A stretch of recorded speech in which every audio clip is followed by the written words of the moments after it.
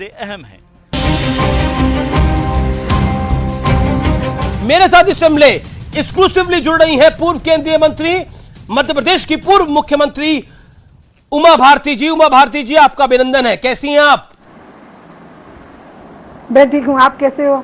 मैं ठीक हूं उमा जी। और आपसे सवाल जब मैं आपसे पूछने जा रहा हूं तो एक बयान आ गया है इस देश के बहुत बड़े नेता का। महबूबा मुफ्ती कहती हैं कि 1947 जैसे हालात हो गए हैं भारत के अंदर। क्यों उनको ऐसा लग रहा है? क्या आपकी सरकार ऐसा कर रही है? भारत में 1947 की जो स्थिति थी उसका मुख्य कारण था कि यहाँ कांग्रेस एक प्रभावी पार्टी थी और नेहरू जी ने महात्मा गांधी तक की बात नहीं मानी थी। गांधी का कहना था कि पाकिस्तान मेरी लाश पे बनेगा, लेकिन अंत में नेहरू और जिन्ना की जो सत्ता की आकांक्षा थी उसके कारण भारत के दो टुकड़े हो गए थे।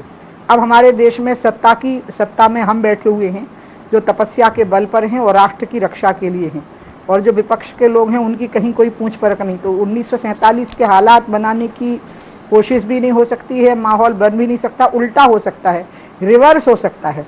ऐसी स्थिति बन सकती है कि पीओके भी कभी हमारा हो जाए। जो अभी पाकिस्तान के कब्जे में जो कश्मीर का हिस्सा है हम वो भी लेकर के रहेंगे। हम 370 भी हटा चुके हैं, हम सीए भी ला चुके हैं। इसलिए अब तो हालात उल्टे हैं। 1947 को उलटने की तैयारी, 1947 को उलटने की तैयारी है। लेकिन ऐसा लग रहा है कि इस देश के अंदर हिंदू मुसलमान की राजनीति जो है वो एकदम चरम पे पहुंच गई है। आप तो राम मंदिर आंदोलन की पुरोधा रही हैं। दशकों के इंतजार के बाद रामलला का मंदिर अयोध्या में बन रहा है। खबर तो ये आ रही है कि गर्भगृह की नींव अब रखी जाएगी। योगी मुख्यमंत्री उत्तर प्रदेश उसकी नींव रखेंगे। लेकिन इसके बाद एक और नारा उछाला गया और वो नारा था, अयोध्या तो झांकी है, मथुरा काशी अब बाकी है। क्या ज्ञानवापी का जो मुद्दा है वो सोचा समझा है, प्लानिंग के साथ है? बिल्कुल क्योंकि गलत किया गया। जो वर्शिप बिल पेश किया गया था 91 में, भगवान की दया से अडवाणी जी हमारे उस समय सदन के नेता थे और उनने उस विधेयक पर बहस की शुरुआत करने के लिए मेरे को ही कहा। तो मैंने उसी समय कहा था कि आप मथुरा और काशी को अलग मत करिए इस विधेयक से, ये किसी ना किसी सामने आ जाएंगे, क्योंकि अयोध्या, मथुरा और काशी ये हिंदुओं की आस्था के केंद्र हैं और आज भी करोड़ों हिंदू वहाँ मत्था टेकने के लिए जाते हैं। और जब वो देखते हैं कि हम अपने आराध्य के मूल स्थान पर मत्था नहीं टेक पा रहे हैं तो बहुत अपमानित महसूस करते हैं। और आप इस बहुसंख्यक समाज की तिलमिलाहट और अपमान के साथ आप सांप्रदायिक सद्भाव की कल्पना नहीं कर सकते। इसलिए उन्होंने तो पहले ही भूल कर दी, बहुत बड़ी गलती की कि इनको अनसुलझा छोड़ दिया। क्योंकि राम जन्मभूमि के प्रमाण तो हमें ढूंढने पड़े तब जब ढांचा गिरा तो मिल पाए, पुरातत्व विभाग ने जब नीचे खुदाई की। काशी और इसमें मथुरा में तो दीवारों पर सबूत हैं और उन सबूतों के बाद में तो प्रमाणित है कि वो मंदिर ही है। इसलिए 1991 का विधेयक भी लागू नहीं होता। लेकिन असाउद्दीन ओवैसी कह रहे हैं कि इस बार हम एक और मस्जिद अपने हाथ से नहीं जाने देंगे। जो ज्ञानवापी मस्जिद है, थी और रहेगी इंशाअल्लाह, ये कहा उन्होंने, कयामत तक रहेगी। पाकिस्तान में मस्जिदें तोड़ के शॉपिंग कॉम्प्लेक्स बनाए गए हैं। अरब देशों में कई जगह पर मस्जिदें तोड़ करके शॉपिंग कॉम्प्लेक्स बने हैं। ये मस्जिदें मुसलमानों के लिए मक्का मदीना नहीं है। मक्का मदीना और अजमेर की दरगाह शरीफ या हाजी मलंग या यहाँ का जो निजामुद्दीन औलिया का जो स्थान है, ये इनके महत्व के स्थान है भारत में, और मक्का मदीना विदेश में। ये जो अयोध्या, मथुरा में और काशी में जो मस्जिदें हैं तो सामान्य इबादत गाह हैं, ये तो दुकानें बनाने के लिए पाकिस्तान में तोड़ दी गई हैं। और इसलिए ओवैसी साहब, मैं आपको एक बात बताऊँ, ओवैसी साहब बहुत पढ़े लिखे आदमी हैं, उनको एक बहुत बड़ी दिक्कत हो गई और ये दिक्कत कांग्रेस ने खड़ी की है।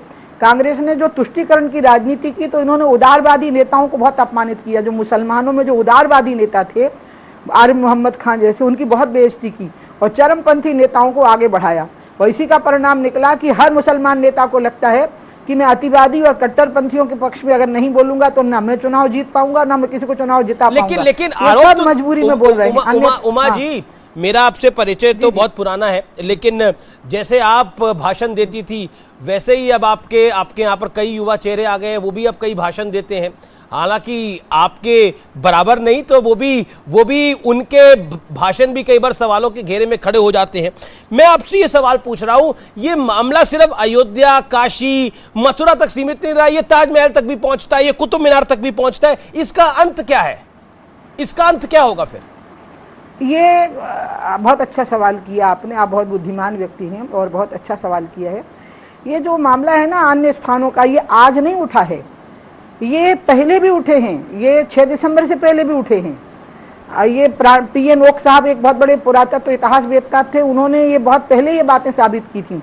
सोमनाथ के मंदिर का भव्य निर्माण, क्योंकि वहाँ महमूद गजनवी ने मंदिर तोड़ा था, इसलिए भव्य मंदिर का निर्माण डॉक्टर राजेंद्र प्रसाद जी के समय पर हो गया, नेहरू जी के समय पर हो गया। तो इसमें से कोई नई बात नहीं है। नई बात यह थी कि इस बीच में कांग्रेस ने तुष्टीकरण की राह पकड़ी और परिणाम निकला कि हिंदू और मुसलमान में डिवीजन कर दिया। मोदी जी आए तो सबका साथ, सबका विकास और सबका विश्वास का नारा दे करके आए। लेकिन लेकिन दूसरी तरफ से कहा जाता है कि ये सबका विश्वास कैसे है जिसमें अयोध्या वाली मस्जिद उनकी चली गई, ज्ञानवापी में शिवलिंग निकलने का दावा किया जा रहा है, ऐसे सबका विकास कैसे होगा? दूसरी तरफ से मुस्लिम पक्ष ये बात कहता है, या फिर कहें तो मुस्लिम पक्ष के नेता ये बड़ी बात कहते हैं, विपक्ष भी कहता है। मुस्लिम पक्ष के जो नेता बोल रहे हैं, आप एक बात देख लो, आप खुद देख लो, गवाही हो आप इसके, कि जब 3 जजेस की खंडपीठ ने यह फैसला दिया कि बीच का डोम रामलला का है, तो पूरे देश ने शांति के साथ उसको सुना। फिर ये हुआ कि यहाँ राम मंदिर का निर्माण होना चाहिए, माननीय सुप्रीम कोर्ट का फैसला हुआ तो शांति के साथ सुना। प्रधानमंत्री ने हनुमानगढ़ी में मत्था टेक के, रामलला को मत्था टेक के राम जन्मभूमि का शिलान्यास किया तो पूरे देश ने शांति और सद्भावना से देखा।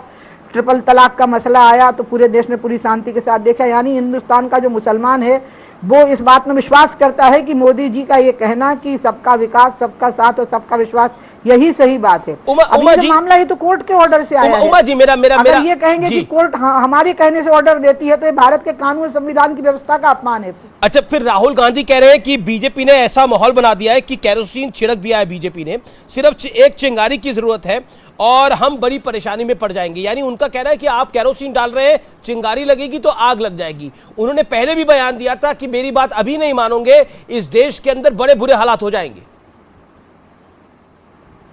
अब उन 2 बातें हैं, एक तो केरोसिन की, तो क्या है, राजीव गांधी की पार्टी जो है ना केरोसिन छिड़कने की एक्सपर्ट है।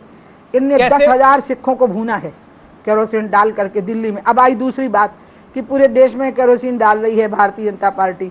नहीं, हम तो अमृत छिड़क रहे हैं, एकता का और सद्भावना का और प्रेम का संदेश। अयोध्या का पूरा मसला शांति से सुलझ गया है। काशी के सर्वे के लिए सामान पूरा पहुंच गया है कोर्ट में, जो भी सर्वे की रिपोर्ट है वो पहुंच गई है। मथुरा के मसले में भी स्पष्ट दिखता है कि ये कृष्ण की जन्मभूमि है। इसलिए केरोसिन छिड़कने के लिए अगर कोई प्रयास कर रहा है तो वो राहुल गांधी कर रहे हैं और वो भारत से बाहर जा करके बोल रहे हैं। मतलब इनको ये नहीं पता है कि ये नुकसान बीजेपी का नहीं कर रहे हैं, मोदी का नहीं कर रहे हैं, ये देश का अपमान कर रहे हैं, भारत की बेइज्जती कर रहे हैं, लोगों के सामने भारत की इमेज खराब कर रहे हैं। मैं इनकी देशभक्ति पर शंका नहीं करूंगी और इन्हें देशद्रोही नहीं कहूंगी, लेकिन इनको देशभक्ति आती नहीं है। इनको संघ की शाखा में जाना पड़ेगा कुछ दिनों, राहुल गांधी को 4-5 लेकिन उस संघ को तो मुस्लिम ब्रदरहुड, बोको हरम से कंपेयर किया जाता है कांग्रेस द्वारा। वो कहते हैं वो संघ क्या देशभक्ति सिखाएगा, वो तो खुद बोको हरम और मुस्लिम ब्रदरहुड जैसा है, आतंकवादी संगठन जैसा है। कांग्रेस के लोगों की भाषा तो इतनी असह्यत रहती है। आप याद करो, मणिशंकर अय्यर पाकिस्तान में जाके साजिश कर रहे थे कि मोदी को कैसे एलिमिनेट कर दिया जाए। इनकी तो ये हालत है। तो इसलिए आप इनकी जो भाषा है वो इतनी, हम तो कुछ बोल ही नहीं सकते। और ये इस प्रकार की बातें, इतनी असह्यत भाषा बोलते हैं ये लोग, क्योंकि ये सड़क पर लड़ना नहीं जानते, ये संघर्ष करना नहीं जानते, ये तपस्या करना नहीं जानते, ये सिर्फ गालियां देना जानते हैं और माहौल खराब करना जानते हैं। देश का ये कुछ नहीं बिगाड़ पाएंगे, लेकिन देश की छवि भारत में खराब कर देंगे, भारत के बाहर खराब कर देंगे। ये हिंदू मुसलमानों में फूट नहीं डाल पाएंगे। ट्रिपल तलाक पे सब शांत रहे, मुसलमान बहुत पढ़ लिख गए हैं, ओबीसी जैसे लोग भी उदारवादी रास्ता पकड़ जाएंगे अंत में। अच्छा, एक बात बताइए उमा जी, समझ में आ जाना है कि कट्टरपंथी उमा जी, जहां तक भी मुसलमानों को भी, उमा जी, जहां तक मेरी जानकारी है, और आपने ज्ञानवापी मस्जिद का मामला सीधा पार्लियामेंट में भी उठाया था। मैं आपसे जानना चाहता हूं, क्या आपको लगता है वो ज्ञानवापी मस्जिद नहीं, क्या वो ज्ञानवापी मंदिर है? इसके साक्ष्य जो क्लेम किए जा रहे हैं उनमें कितनी सच्चाई है? वो तो मैं आपको शुरू में बोली ना त्रिपाठी जी कि मैं पार्लियामेंट में जब ये विधेयक आया 1991 में, जब नरसिंहा राव जी प्रधानमंत्री थे, तो मेरे को ही अडवाणी जी ने कहा कि उमा हमारी तरफ से बहस की शुरुआत करेगी, और हमारी पार्टी ने अंत में फैसला किया कि हम इस विधेयक से सहमत नहीं है, इसलिए वोट डालना तो दूर की बात है, हम यहाँ बैठेंगे भी नहीं। और ऐसा कह के अडवाणी जी के नेतृत्व में हम सब ने बायकॉट किया। तो मैंने तो उस समय ये बात कही थी कि मत छोड़िए मथुरा और काशी को, क्योंकि अयोध्या, मथुरा और काशी ये हमारे लिए मक्का मदीना के समान पवित्र हैं। लेकिन जबकि यहाँ जो मस्जिदें बनी हुई हैं मुसलमानों के लिए दूसरी तरफ से उमा जी नहीं है, इनकी तुलना मत करिए। कंपैरिजन अखिलेश यादव कहा था, सदन में आपके साथ भी रहे, वो अखिलेश यादव उत्तर प्रदेश के पूर्व मुख्यमंत्री है, हाल ही में योगी जी ने उनको चुनाव भी हरा दिया है। अखिलेश यादव कह रहे हैं कि देश में कहीं भी पत्थर रख दो, एक झंडा लगा दो, मंदिर मिल जाता है। इस पर आपका क्या कहना है कि एक पत्थर लगाने से मंदिर हो जाता है?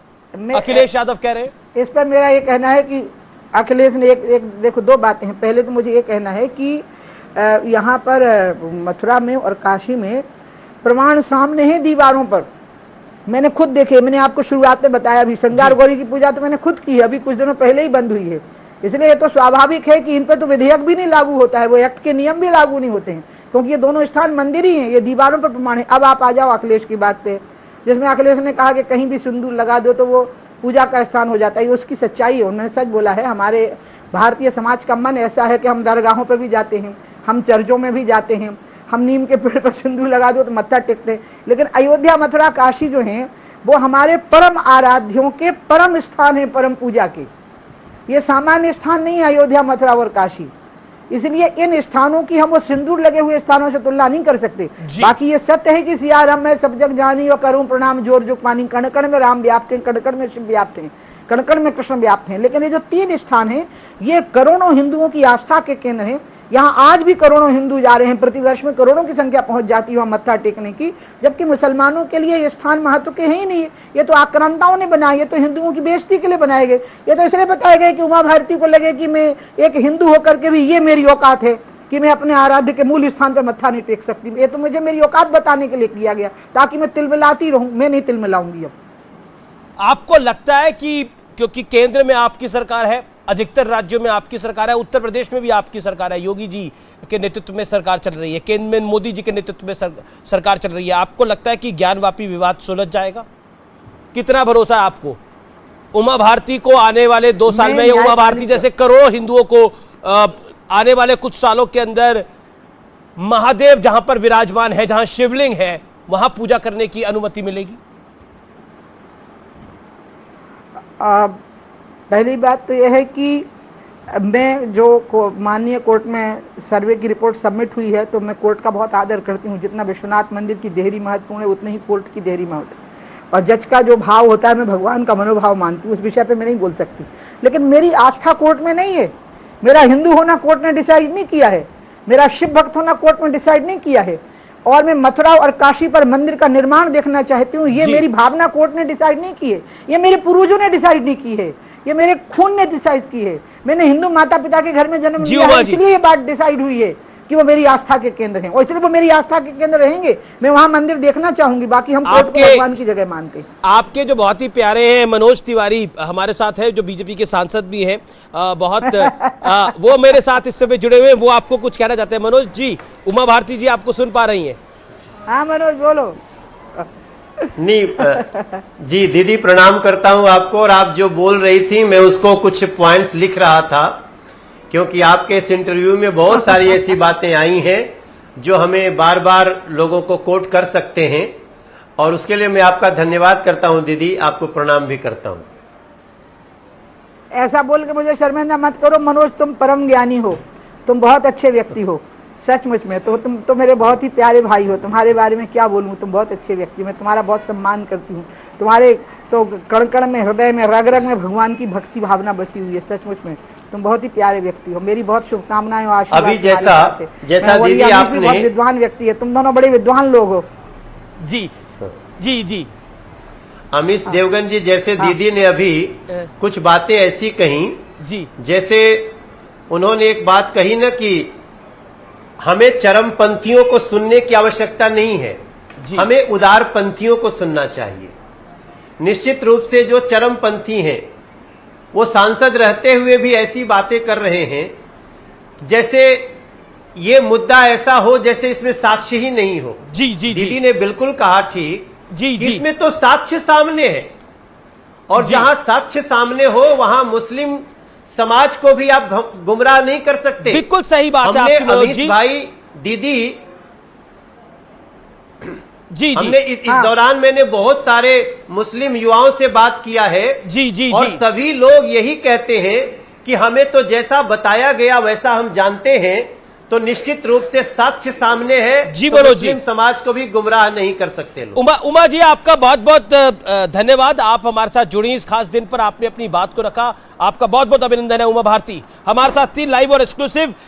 कुल मिलाकर उमा भारती ने स्पष्ट रूप में बोला कि वो मंदिर है और वो सामान्य मंदिर नहीं है हमारे लिए, वो कोई गली मोहल्ले का मंदिर नहीं है हमारे लिए हमारे आराध्यों की सबसे पूजनीय स्थान है, सबसे बड़ा ज्योतिर्लिंग माना जाता है काशी विश्वनाथ का। काशी विश्वनाथ कहते हैं कि काशी अगर कोई चला गया और काशी विश्वनाथ ने जिसने शीश निवार लिया, उसके लिए वही सब कुछ है। और मथुरा क्योंकि वासुदेव का जन्म स्थान है, अयोध्या क्योंकि रामलला का जन्म स्थान है, इसलिए वो महत्वपूर्ण है।